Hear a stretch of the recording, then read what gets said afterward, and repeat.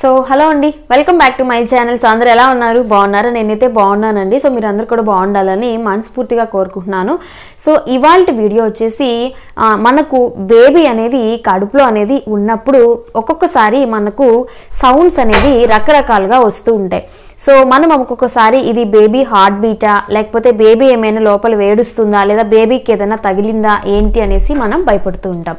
So లోపల ఉన్న బేబీకి హార్ట్ బీట్ అనేది ఉంటుంది, కానీ అదైతే మనకు వినిపించదండి.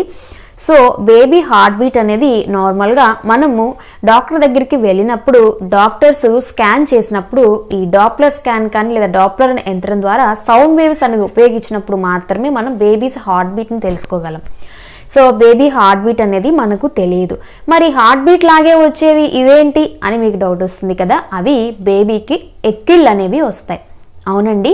సో కడుపులో ఉన్న బేబీకి ఎక్కిళ్ళు వస్తాయి, ఆకలి వేస్తుంది, దాహం వేస్తుంది, నిద్రపోతుంది, ఏడుస్తుంది, నవ్వుతుంది, ఇవన్నీ కూడా చేస్తుందండి.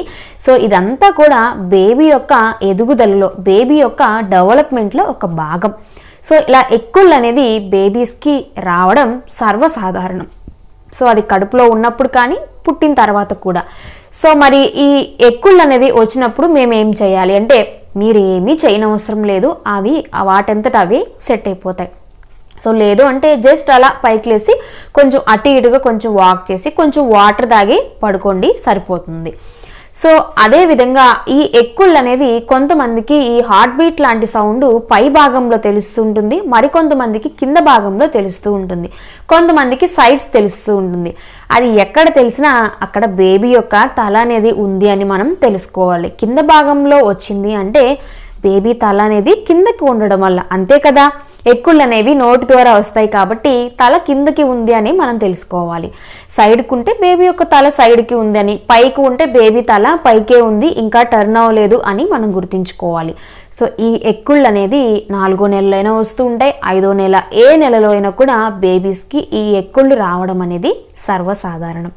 సో ఇదండి వీడియో నచ్చితే ఒక లైక్ ఇవ్వండి. అలాగే కొత్త వాళ్ళు అయితే ఛానల్ని సబ్స్క్రైబ్ చేసుకోండి. Thanks for watching.